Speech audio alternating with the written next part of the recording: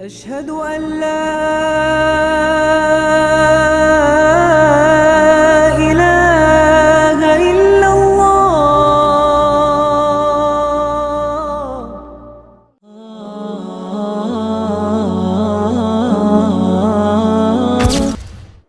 إن الحمد لله نحمده ونستعينه ونستغفره ونؤمن به ونتوكل عليه ونعوذ بالله من شرور أنفسنا ومن سيئات أعمالنا من يهده الله فلا مضل له ومن يضلل فلا هادي له وأشهد أن لا إله إلا الله وحده لا شريك له وأشهد أن محمدا عبده ورسوله أرسله بالهدى ودين الحق ليظهره على الدين كله ولو كره الكافرون. اللهم صل على محمد وعلى آل محمد كما صليت على إبراهيم وعلى آل إبراهيم إنك حميد مجيد. اللهم بارك على محمد وعلى آل محمد كما باركت على إبراهيم وعلى آل إبراهيم إنك حميد مجيد. أعوذ بالله من الشيطان الرجيم. بسم الله الرحمن الرحيم. يا أيها الناس اتقوا ربكم الذي خلقكم من نفس واحدة وخلق منها زوجها وبث منهما رجالا كثيرا ونساء واتقوا الله الذي تساءلون به والأرحام إن الله كان عليكم رقيبا.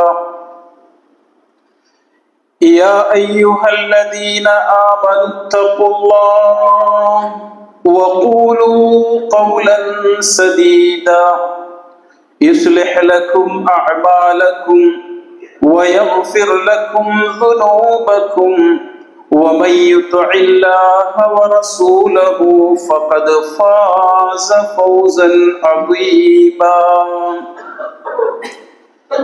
يا أيها الذين آمنوا اتقوا الله حق تقاته ولا تموتن إلا وأنتم مسلمون.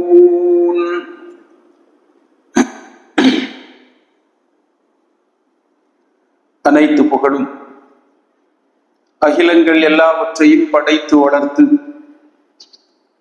ரட்சித்துக் கொண்டிருக்கிற வல்ல நாயன் அல்லாஹ் ரப்பு சுப்ஹானஹு வ தஆலாவுக்கே உரித்தாக்கி அவனது ஸலாத்தும் ஸலாமும் அகிலத்தின் அருட்கொடை அண்ணலம் பெருமானார் முஹம்மது முஸ்தபா ரசூல் கரீம் ஸல்லல்லாஹு அலைஹி வஸல்லம் அன்னார்கள் மீதும் அவர்களின் குடும்பத்தினர்கள் உத்தம நபி தோழர்கள் ஏனைய அனைத்து இறை நல்லடியார்கள் மீதும் என்றென்றும் உண்டாகட்டுமாக. கண்ணியமிக்க எல்லாமல் அல்லாஹு ஜல்ல ஷானஹு வ தஆலாவின் நல்லடியார்களே, முதலாக அல்லாஹுவை அஞ்ச வேண்டிய முறைப்படி அஞ்சிக் கொள்ள வேண்டும் என்றும் மார்க்கத்துக்கு முன்னுரிமை கொடுத்து இறுதி வரை முஸ்லிமாக முத்தகையாக நம்முடைய வாழ்க்கையை நாம் அமைத்துக் கொண்டு நாளை மறுமையிலே அந்த ரப்பு சுப்ஹானஹு வ தஆலாவுக்கு முன்னால் நம்மையெல்லாம் அந்த மஹ்ஷருடைய மைதானத்தில் நிறுத்தப்பட்டு விசாரணை செய்யப்படக்கூடிய அந்த சந்தர்ப்பத்திலே அல்லாஹுவின் மகத்தான கிருபையை பெற்று வெற்றியாளர்களாக சுவனத்தை சென்றடையக்கூடிய பாக்கியத்தினை வல்ல ரஹ்மான் நம் அனைவருக்கும் தந்தருள் புரிவானாக. அதற்குறித்தான அனைத்து முயற்சிகளையும் நம்முடைய வாழ்க்கையிலே நாம் உருவாக்கி நடைமுறைப்படுத்தி வெற்றியாளர்களாக வேண்டும் என்கிற மகத்தானதொரு வசியத்தை, உபதேசத்தை உங்கள் முன் வைத்து ஜும்ஆவினுடைய முதல் உரையினை ஆரம்பம் செய்கிறேன்.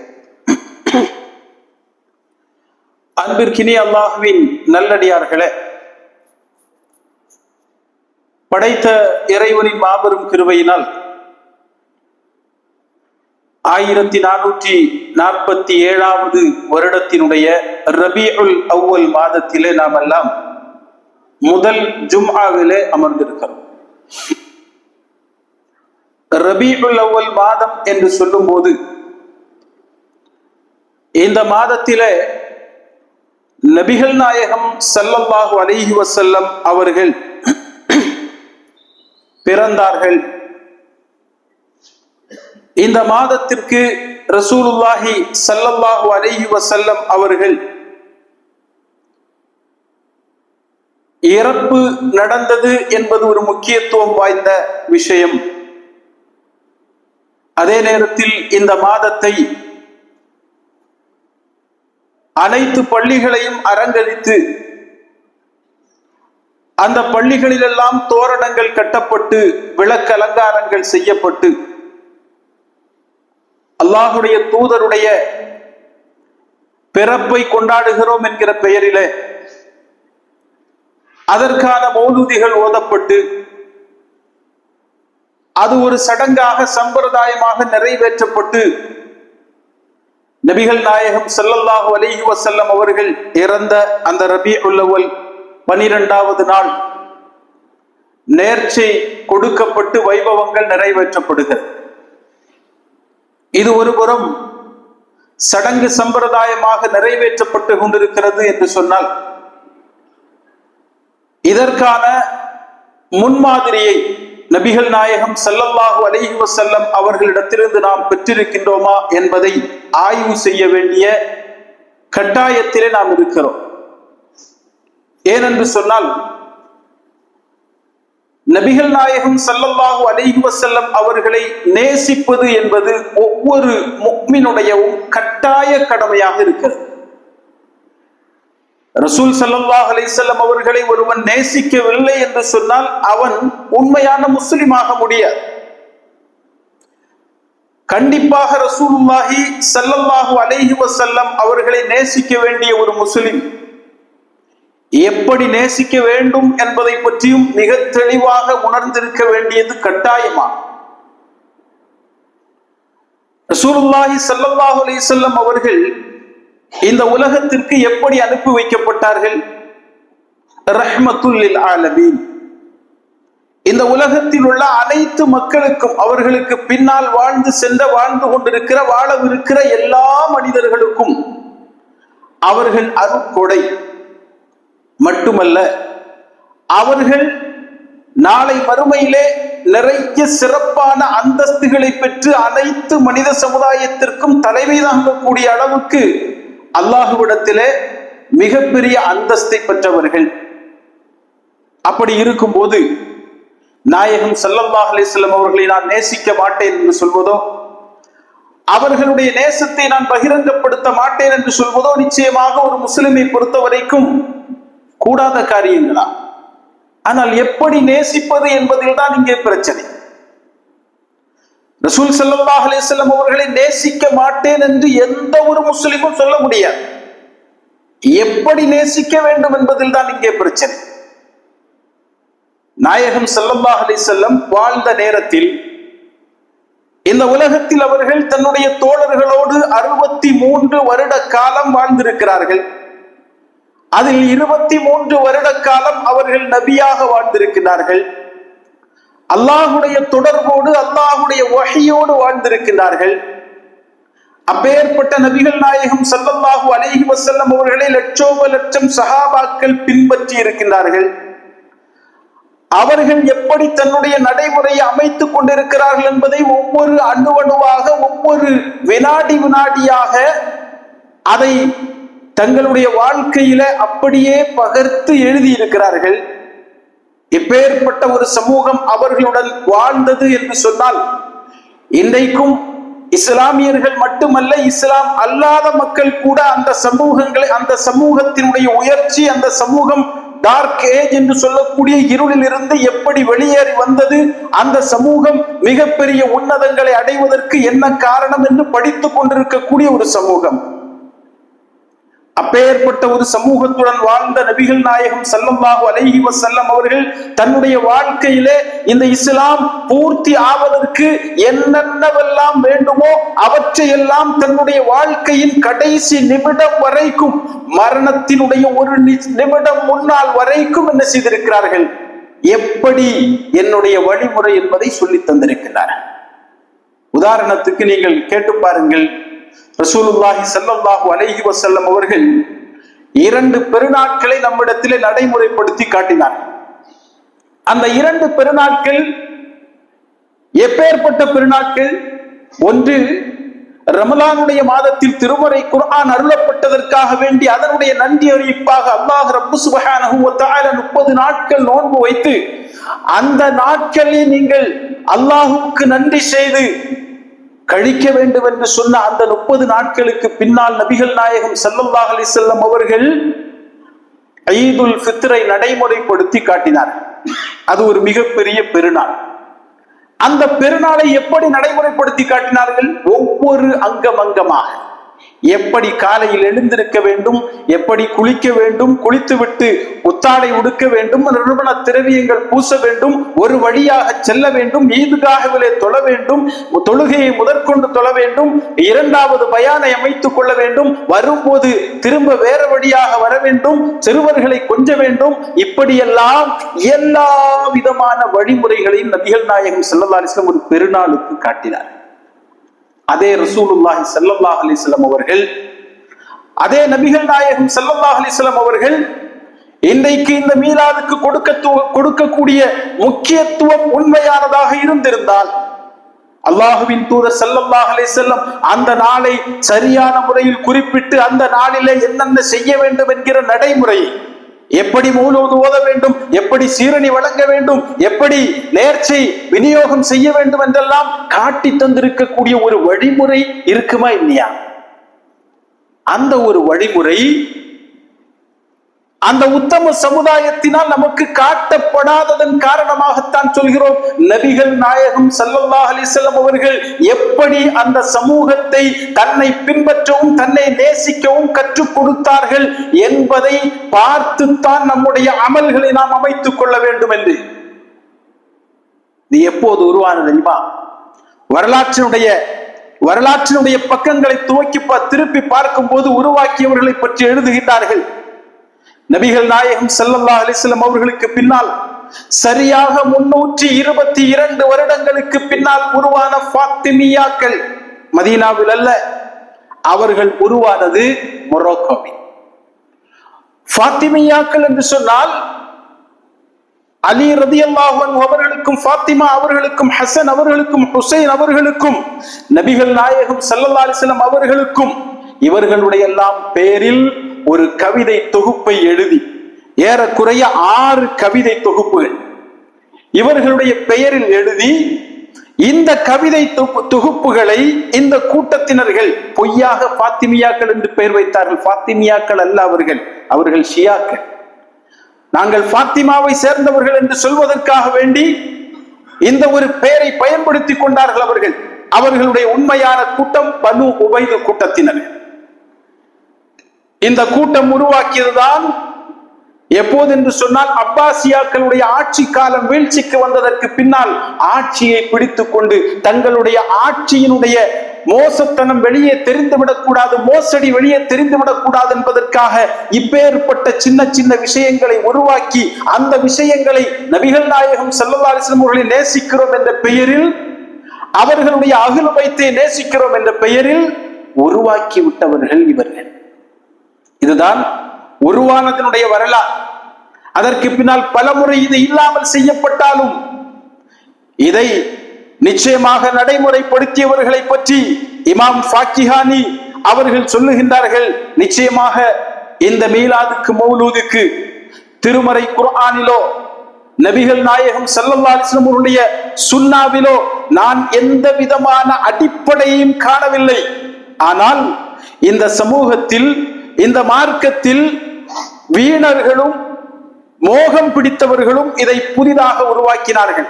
சாப்பாட்டு மோகம் பிடித்தவர்கள் என்று குறிப்பிட்டு சொல்கின்றார். அவர்கள் உருவாக்கிய இந்த மௌலூத் அதற்கு முன்னுரிமை வழங்கி அதனை கட்டி காத்தார்கள் என்று அல் மௌலித் ஃபி அமலில் மௌலித் என்கிற அவர்களுடைய தொகுப்பினுடைய 189வது பக்கத்தில் அவர்கள் சொல்லுகிறார்.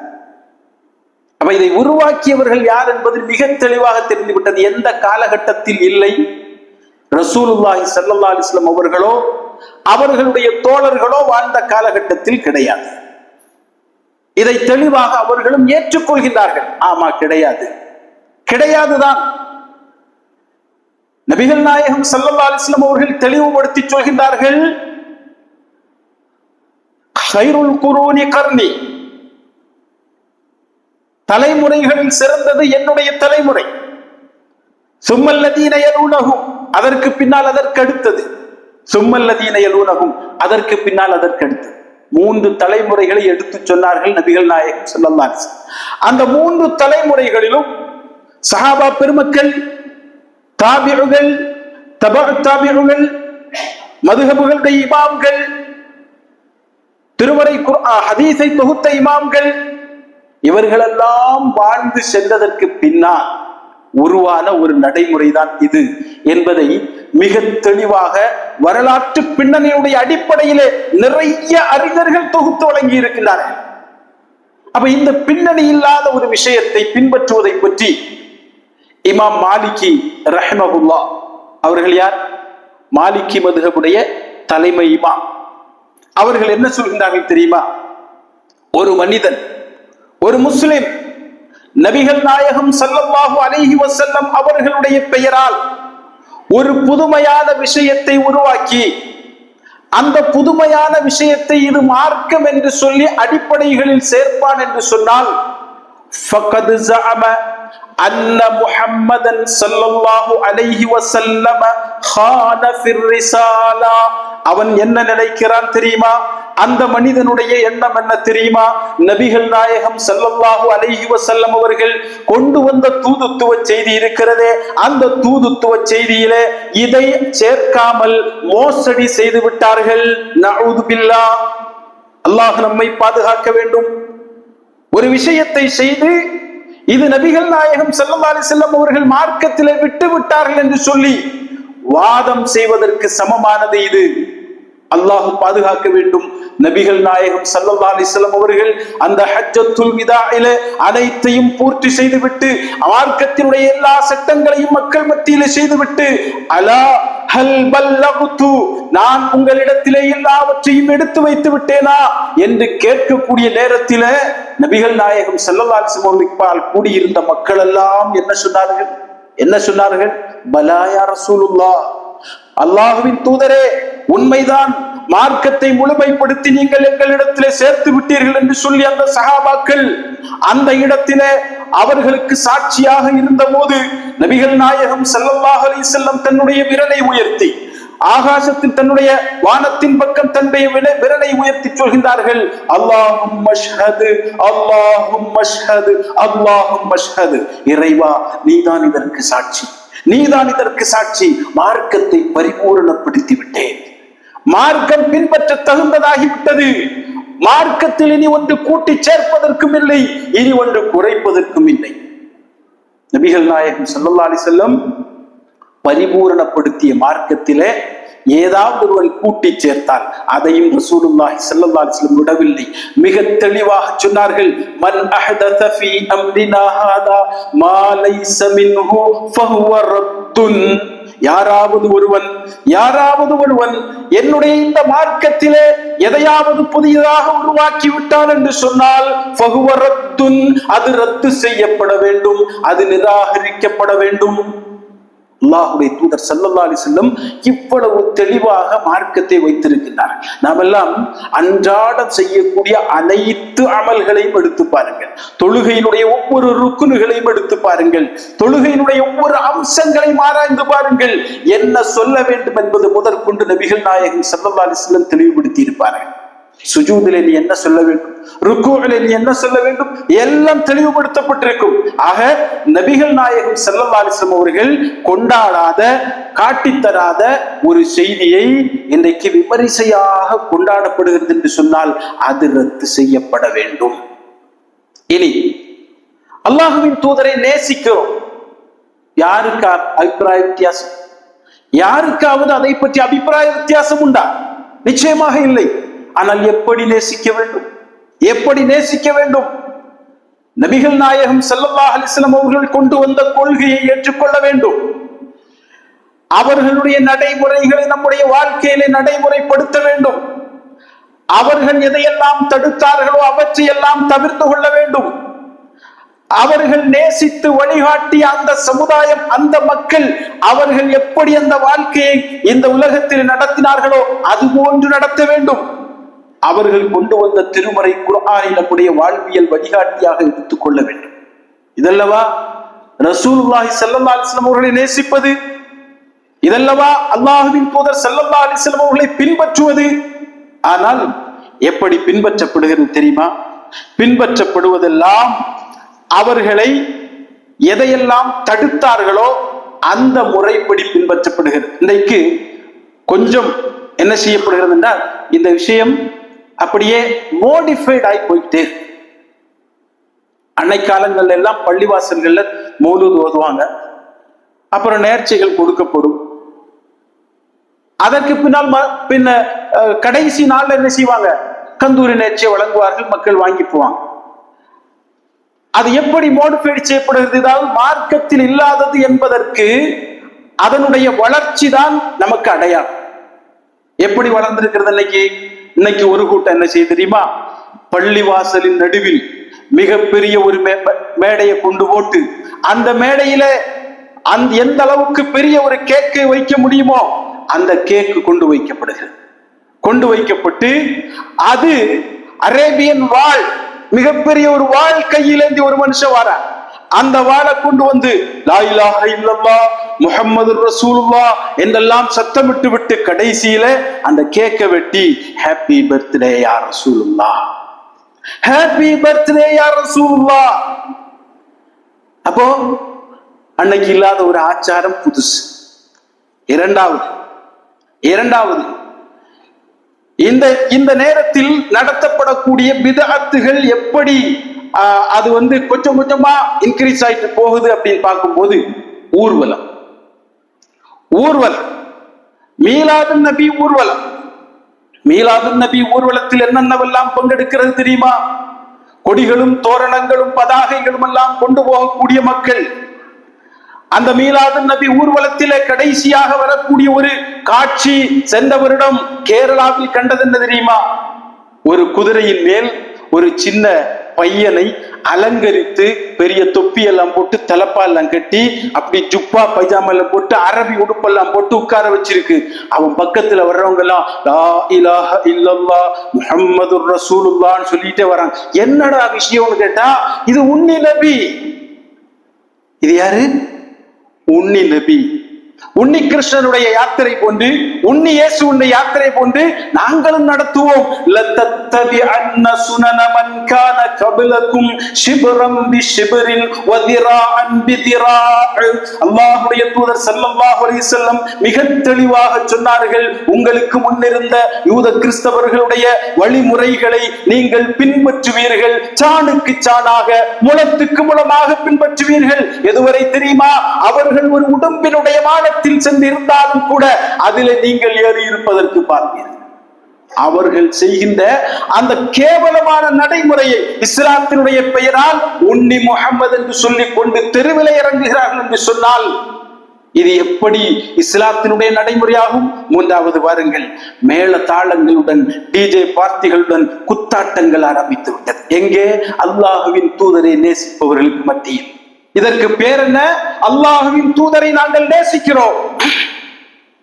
இறை தூதர் ஸல்லல்லாஹு அலைஹி வஸல்லம் அவர்களை நேசிப்பதற்காக வேண்டி ரபீஉல் அவ்வல் 12ஆம் நாள் நாங்கள் கொண்டாட்டம் நடத்துகிறோம்.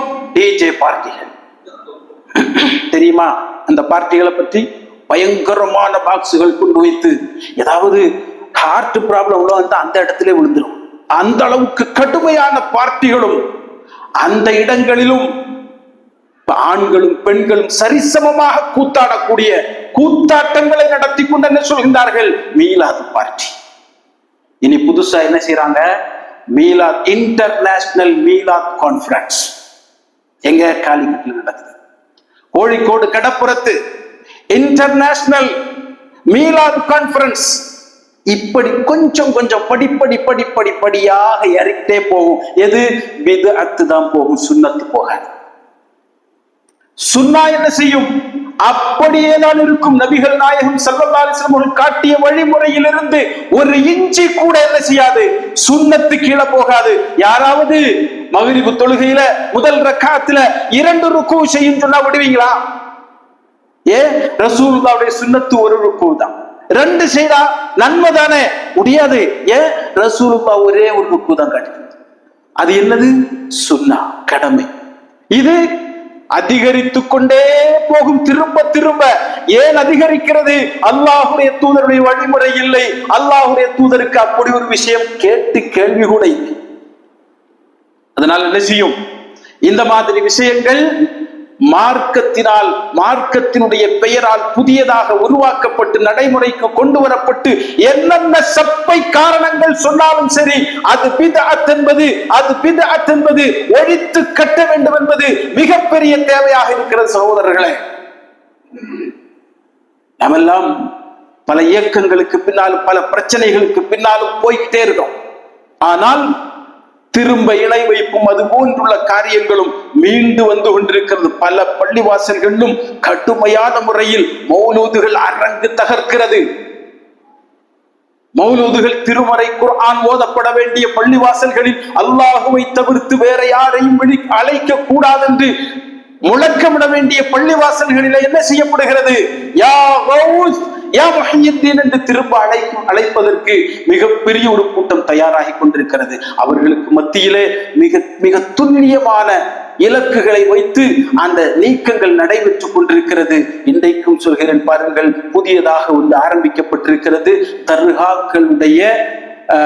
தர்காக்கள் புனரமைப்பு கூட்டமைப்பு. புதுசா அவைகளை அமைத்து திரும்ப எங்கெல்லாம் பாழடைந்து கிடக்கிறதோ அங்கெல்லாம் புனரமைத்து அங்கெல்லாம் விழா எடுக்க வேண்டும் என்ற ஒரு பயங்கரமான திட்டத்தோடு வேலை நடந்து கொண்டிருக்கிறது. அப்போ யாரையும் குறைப்படுத்துவதற்கோ குற்றப்படுத்துவதற்கில்லையே, இஸ்லாம் என்ற மார்க்கத்திலே இவைகளெல்லாம் நிச்சயமா கிடையாது. கொண்டு வந்து சேர்த்தவர்கள் யூதர்களும் அவர்களுக்கு பின்னணியில் இருந்த ஷியாக்கள். அந்த ஷியாக்களுடைய நடைமுறையை நம்முடைய மார்க்கத்திலே கொண்டு புகுத்தி அந்த மார்க்கத்தை இல்லாமல் செய்து அந்த மார்க்கத்தை வேரோடு பிழிதறிவதற்காக வேண்டி காத்திருக்கக்கூடிய கழுகு கண்களில் கண்ணியமிக்க சகோதரர்களே, அல்லாஹ் அவன் ஒருவன் மட்டுமே வணங்கப்பட வேண்டும் என்கிற ஒரே எண்ணத்தில், ஒரே நோக்கத்தில் நாம் என்ன செய்ய வேண்டும்? இறைவன், அதாவது கொஞ்சம் யோசிச்சு பாருங்க, இந்த கூட்டங்கள் ரொம்ப மேலதாளத்தோடு பயங்கரமா நடக்கக்கூடிய இடங்கள் எல்லாம் பார்த்தா கடும் கூட்டம் இருக்கும், கடுமையான மக்கள் கூட்டம். அவர்களுக்கெல்லாம் நீங்க ஏன் ஜும்ஆவுக்கு லேட்டா வரீங்க, ஏன் சுபுகுக்கு வரலன்னு கேட்டு பாருங்க. நீங்க ஏன் சுபுகுக்கு வரல? ஏதாவது ஒரு சின்ன சப்பை காரணம் இருக்கு. ஆனால் இப்பேற்பட்ட கூட்டங்களில் அவர்கள் எவ்வளவு நேரம் வேண்டுமானாலும் செலவழிப்பதற்கு தயாராக இருக்கக்கூடிய காரணம் என்ன? சைத்தான் அதிலே ஒரு மிகப்பெரிய ஈர்ப்பை ஏற்படுத்தி விடுவான். அங்க சாப்பாடு, மக்களுக்கு சாப்பாடு கொடுக்கிறோம், மக்களுக்கு உதவி செய்யறோம், ஏன்னா நபிகள் நாயகம் ஸல்லல்லாஹு அலைஹி வஸல்லம் அவர்களை கொண்டாடுகிறோம் என்ற பெயரிலே மிகப்பெரிய கொண்டாட்டங்கள் தான் உருவாகி இருக்கிறதே தவிர அல்லாஹ்வுடைய தூதருடைய சுன்னாக்களை உயிர்ப்பிக்கக்கூடிய மக்கள் குறைந்து கொண்டே இருக்கிறார்கள். இதற்கு எதிராக மீண்டும் மீண்டும் களமாட வேண்டிய ஒரு தருணத்தில் இருந்து கொண்டிருக்கிறோம். அல்லாஹ் ரப்பு சுப்ஹானஹு வ தஆலா அவனுடைய அந்த மார்க்கத்தை மேன்மைப்படுத்தக்கூடிய வாய்ப்பினை நம் அனைவருக்கும் தந்தருள் புரிவானாக. அகூலு கௌலி ஹாதா அஸ்தக்ஃபிருல்லாஹ் லி வ லக்கும் வ லிஜமீஇல் முஸ்லிமீன் வல் முஃமினீன் அஜ்மஈன் வல்ஹம்துலில்லாஹி ரப்பில் ஆலமீன். கண்ணியமிக்க அல்லாஹ்வின் நல்லடியார்களே, ரசூலுல்லாஹி ஸல்லல்லாஹு அலைஹி வஸல்லம் அவர்கள் தன்னை பற்றி கூறக்கூடிய நேரத்தில் தனக்கு அல்லாஹ் ரப்புல் ஆலமீன் தந்திருக்கிற நிறைய அந்தஸ்துகளை எடுத்து சொல்லி இருக்கின்றார். இதெல்லாம் நம்ம கேட்டே இருக்க மாட்டோம். அந்த மாதிரியான ஹதீஸுகள் நிறைய இருக்கு. அல்லாஹ்வின் தூதர் ஒருமுறை சொன்னார்கள், அன சய்யிது உல்தி ஆதம யௌமல் கியாமா வலா ஃபஹர். அறிந்து கொள்ளுங்கள், நான் நாளை மறுமையிலே ஆதமுடைய மக்கள் அனைவருக்கும் தலைவனாக இருப்பேன். சொல்லிட்டு நிறுத்தல, வலா ஃபஹர், பெருமைக்காக சொல்லவில்லை. யாரு கொடுத்த அந்தஸ்து இது? அல்லாஹ் கொடுத்த அந்தஸ்து. வபியதி லிவாஉல் ஹம்த் வலா ஃபஹர். லிவாஉல் ஹம்த் என்கிற கொடி என்னுடைய கையிலே கொடுக்கப்பட்டிருக்கும். எந்த பெருமைக்கு மாண்டி சொல்லல. வமா மின் நபியின் யௌமஇதின் ஆதம் ஃபமன் சிவாஹு இல்லா தஹ்த லிவாஇ. ஆதம் அலைஹிஸ்ஸலாம் அவர்கள் முதல் கொண்டு எத்தனை நபிமார்கள் உண்டோ அத்தனை நபிமார்களும் என்னுடைய கொடிக்கு கீழே தான் இருப்பார்கள். வலா ஃபஹர், பெருமைக்காக சொல்லவில்லை, அல்லாஹ் கொடுத்த அந்தஸ்து. வஅன அவ்வலு மன் தன்ஷக்கு அன்ஹுல் அர்து வலா ஃபஹர். நான் தான் பூமி பிளந்து முதலிலே மறுமை நாளில் வரக்கூடியவன். அதுவும் என்னல்ல, பெருமை அல்ல. அல்லாஹ்வின் தூதர் இவ்வளவு பெரிய பெருமைக்கு சொந்தக்காரர்கள். அந்த சொந்தக்காரர்கள் தான் என்ன சொல்கின்றார்கள்? நான் பெருமைக்காக சொல்லுவேன். அப்படிப்பட்ட ரசூல் இதை ஏற்றுக்கொள்வார்களா? பாருங்கள், அந்த கஃபாருல் ஹதாயா வத்துனூபல் மூபிகாதி அந்த சத்தாருல் மசாவி வமுகீலல் அஸராத்தி. ஏற்றுக்குவாங்களா? யா ரசூலே, யா நபியே, நீங்கள் தான் எல்லா பாவங்களையும் மன்னிக்க கூடியவர்கள். அல்லாஹ்வுடைய தூதர் அனைத்து பாவங்களை மன்னிப்பதற்கு தகுதியானவர்கள் என்று சுப்ஹான மௌலூதிலே எழுதி வைத்திருக்கிறார். மோபிகாத் என்று சொல்லக்கூடிய மிக பெரும் பாவங்கள் இருக்கிறதே, ஷிர்கானாலும் சிஹ்ரானாலும் இவைகளை எல்லாம் செய்யக்கூடிய, வட்டி வாங்கக்கூடிய, படையிலிருந்து திரும்பி ஓடக்கூடிய, நல்ல பெண்களை குறை சொல்லக்கூடிய இப்பேற்பட்ட நபிகள் நாயகம் ஸல்லல்லாஹு அலைஹி வஸல்லம் அவர்கள் எண்ணி தந்த அந்த 7 மகா பாவங்கள் இருக்கிறதே, அதையும் நீங்கள் தான் மன்னிப்பீர்கள். ரசூலுல்லாஹ் ஏத்துக்கிடுவாங்களா? ஒரு சில விஷயங்களை சொல்லியே பெருமைக்கு சொல்லல, அல்லாஹ் தந்ததுப்பா அப்படின்னு சொல்லிட்டு ரொம்ப விநீதமா, ரொம்ப தாழ்மையா சொல்லக்கூடிய நபிகள் நாயகம் ஸல்லல்லாஹு அலைஹி வஸல்லம் அவர்களை பார்த்து நீங்கள் தான் பெரும் பாவங்களை கூட மன்னிப்பவர் என்று சொன்னால் ஏத்துக்கிடுவாங்களா ரசூலுல்லாஹ்? இவங்களை நாளைக்கு மறுமையில ஏத்துக்கிடுவாங்களா இவங்களை? அல்லாஹுடைய பண்பு, வல்லதீன இதா ஃபஅலு ஃபாஹிஷத்தன் அவ் ظلموا انفسهم ذكروا الله فاستغفروا لذنوبهم ومن يغفر الذنوب الا الله. நல்லடியார்களை பற்றி அல்லாஹ் ரப்புல் ஆலமீன் சொல்லும் போது சொல்கிறான், அவர்கள் எப்பேற்பட்டவர்கள் என்று சொன்னால், தாங்கள் ஏதாவது ஒரு தவற்றை செய்துவிட்டால் உடனடியாக அதற்காக வேண்டி மன்னிப்பு தேடி அந்த தவறிலிருந்து திரும்பி அல்லாஹ்விடத்திலே பாவ மன்னிப்பு கேட்டு அவர்கள் திரும்பி விடுவார்கள். அல்லாஹுவை தவிர பாவங்களை மன்னிக்க கூடியவன் யாராவது உண்டா? இவங்க சொல்றாங்க அல்லாஹ்வுடைய தூதர் மன்னிப்பாங்க. கொடுத்திருக்கான் அல்லாஹ். சின்ன விஷயங்களை சொல்லிவிட்டு ரசூல் சொன்னார்கள், இது பெருமைக்காக சொல்லவில்லை, அல்லாஹ் தந்த அந்தஸ்து என்று. அதையே நீங்கள் என்ன செய்யக்கூடாது? திரும்ப என் மீது சொல்லக்கூடாது. இதை எப்படி சொல்ல முடியும்? இப்ப நிறைய விஷயம் இருக்கப்போ இந்த மாதிரியான இணை வைப்பினுடைய கொடூரமான வசனங்களை கொண்டவைகளைத்தான் அல்லாஹுவை மட்டுமே அழைக்க வேண்டும், வேறு யாரையும் அழைக்க கூடாதவனுடன். வஅன்னல் மஸாஜித லில்லாஹ் ஃபலா ததுஉ மஅல்லாஹி அஹதா. பள்ளிகள் எல்லாம் இறைவனுக்கு உரியது, அந்த பள்ளிகளில் அவனை தவிர்த்து அல்லது அவனுடன் வேறு யாரையும் நீங்கள் அழைக்க கூடாது என்று சொன்ன அந்த வசனத்துக்கு எதிராக இறை தூதர் முஹம்மது நபி ஸல்லல்லாஹு அலைஹி வஸல்லம் அவர்கள் முதற்கொண்டு யாரையெல்லாம் வலியுகள் என்று நினைக்கின்றார்களோ அவர்களை எல்லாம் அழைத்து பிரார்த்திக்கக்கூடிய ஒரு சமுதாயம் சொல்கிறது நாங்கள் நபியை நேசிக்கிறோம் என்று.